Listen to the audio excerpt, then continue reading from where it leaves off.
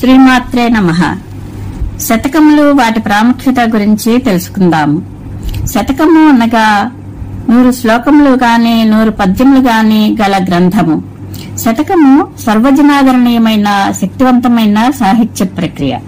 ఈ శతకములలో భక్తి తత్పరత, సత్ప్రవర్తన, నీతివర్తనము అలవడుటకు, అదే విధముగా తెలుగు భాషలో జ్ఞాపక శక్తి, ధారణాశక్తి, వాక్శుద్ధి, భాషా సంపద, భావనాశక్తి, మనోవికాసము, లోకానుభవము, దైవచింతన వృద్ధి పొందుటకు మన పూర్వీకులు మనకు అపారమైన విజ్ఞాన సంపదని మరియు వారి అనుభవసారాన్ని అరటిపండు వలిచిపెట్టినట్లుగా మనకు శతక రూపములలో అందించారు.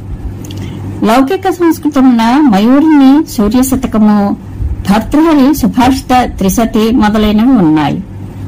జగద్గురు శ్రీ ఆదిశంకరాచార్యుల వారి శివానందలహరి, సౌందర్యలహరి శతకములుగా పరిగణించవచ్చును.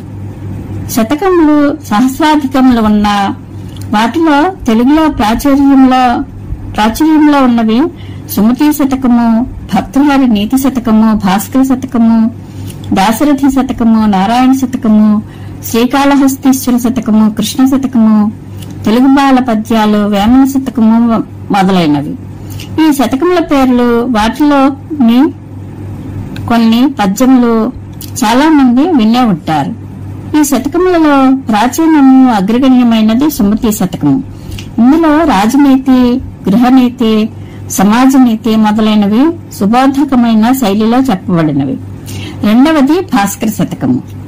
సుమారు 12-13 శతాబ్దం నుండి ఇప్పటి వరకు, అనగా దశాబ్దం క్రితం వరకు ప్రాచుర్యం పొందిన శతక సంపద నేటి ఆధునిక కాలంలో సోషల్ మీడియా, అడ్వాన్స్ టెక్నాలజీ పేరుతో ఉరకల పరుగుల జీవితంలో అవన్నీ కనుమరుగవుతున్నాయి.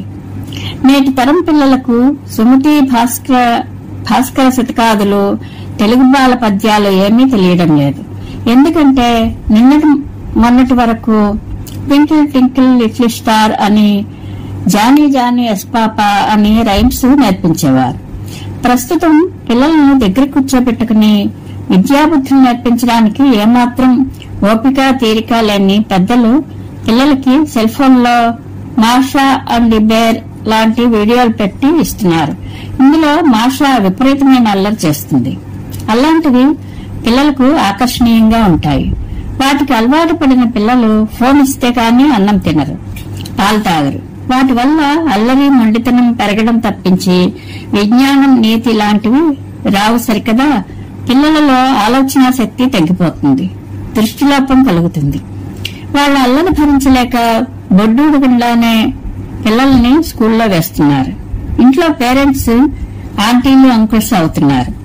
అదే పిల్లల్ని దగ్గర కూర్చోబెట్టుకుని పద్యాలు, శ్లోకాలు నేర్పిస్తే వారికి భాష మీద మంచి పట్టు, ధారణాశక్తి, ఆలోచన శక్తి, మనోవికాసము, లోకానుభవము, సత్ప్రవర్తన, దైవచింతన, పెద్దల పట్ల ప్రేమాభిమానాలు అలవడతాయి.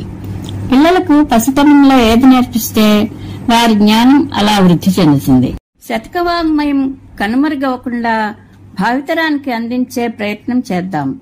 రోజు కొన్ని పద్యాలు, వాటి అర్థాలు పిల్లలకు నేర్పించి వారిని విద్యావంతులుగా చేద్దాము. సంస్కృత ప్రాకృత శతకములలోని సంఖ్యా నియమము, మకుట నియమము, ఛందో నియమము, ఆత్మాశ్రయ కవితాధర్మము అనే లక్షణములు తెలుగు శతకములలో కూడా పాటించబడినవి. శతకము అనగా 100 పద్యములు గల గ్రంథము. మకుట నియమము. శతక పద్యములలో సాధారణంగా చివరి నుండి సంబోధనా రూపంలోనున్న సుమతి, భాస్కర మొదలైన వానిని మకుటము అంటారు. శతకములలో అన్ని పద్యములకు ఒకే మకుటము ఉండటయే మకుట నియమము. మకుట నియమములలో పదమకుటము, సుమతి, సమాస మకుటము, దాశరథి కరుణాపయోనిధి, ఏకపాద మకుటము, విశ్వదాభిరామ వినురవేమ, ద్విపాద మకుటము, చిత్ర ప్రభావ దాక్షిణ్య భావ, హతవిమత జీవ, శ్రీకాకుళాంధ్రదేవ మొదలగు భేదములున్నవి. సాధారణముగా మకుటము పద్యము చివర ఉండును. కొందరు శతకకర్తలు పద్యారంభమున కూడా మకుటములను ప్రయోగించినారు. ఛందో నియమము. తెలుగు శతకములలో మకుట నియమంతో పాటు ఛందో నియమం కూడా ఉన్నది. శతక కవులు కందమునో, ఆటవిలదినో, తేటగీతనో, సీసమునో, చెంపకమాలలనో, ఉత్పలమాలలనో, మత్తేభ శార్దూలములనో లేదా మరి యొక్క ఛందస్సుతోనో శతకమును ప్రారంభించి చివరి వరకు దానినే నడిపినారు. మత్తేభ శార్దూలములు, పంచకోత్పలమాలలు సజాతీయ వృత్తములు. ఇట్టి సజాతీయ వృత్తములు గాని, ఏకైక వృత్తము గాని, ఆటవిలది, తేటగీతి, కందము వంటి ఇతర పద్యముల నియమంతో వెలువడిన శతకములే తెలుగులో అధికము. ముక్తక నియమము.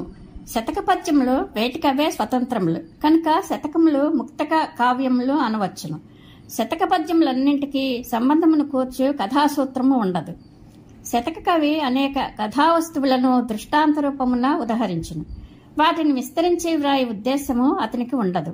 అందువలన శతకములలో అష్టాదశ వర్ణనలు రసపోషణకు తావులేదు.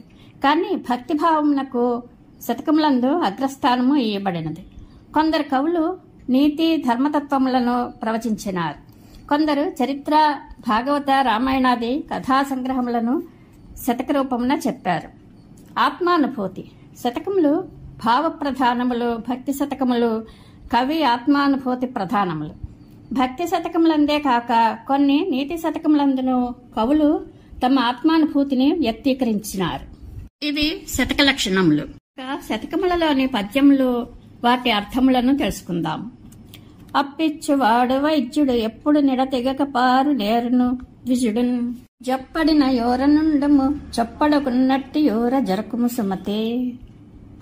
అవసరములకు రుణములు ఇచ్చేవాడు మంచి వైద్యుడును, నీటి వసతి కొరకు ఎల్లప్పుడూ పారే ఏరు లేదా నదిను బ్రాహ్మణుడు కలిగిన ఊరునందే నివసించము. అట్టివారు లేనట్టి ఊరియందు నివసించరాదు. ఉపకారికి నుపకారము విపరీతము గాదు సేయ వివరింపంగా, అపకారికి నుపకారము నెపమెన్నక చేయువాడు నేర్పరి సుమతి. మేలు చేసిన వారికి తిరిగి మేలు చేయటం ఎవరైనా చేయగలరు. తనకు హాని చేసిన వానికి వాడు చేసిన హానిని లక్ష్యపెట్టక ఉపకారము చేయవాడే మహిళ మహానుభావుడు, నేర్పగలవాడు. ఎప్పటికెయ్యది ప్రస్తుతం అప్పటికా మాటలాడి అన్యుల మనముల్ నొప్పింపక తానవ్వక తప్పించుక తిరుగువాడు ధన్యుడు సుమతి. ఏ సమయంలో ఏదేది అవసరమో తెలుసుకుని అప్పటికి అటువంటి మాటలు పలికి ఇతరుల మనస్సులను బాధించగా తాను బాధపడక తప్పించుకుని తిరుగువాడు ధన్యాత్ముడు సుమతి. ఎప్పుడు సంపద కలిగిన అప్పుడే బంధువులు వస్తురది ఎట్లన్నన్, తెప్పలుగా చెరువు నిండిన కప్పలు 10,000 చేరు గదరా సుమతి. చెరువు నిండా నీరు చేరినప్పుడు ఏ విధంగా కప్పలు కుప్పలుగా వచ్చి చేరునో అటులనే మానవునకు సంపదలు వచ్చినప్పుడు బంధువులు కూడా అసంఖ్యాకంగా వచ్చెదరు.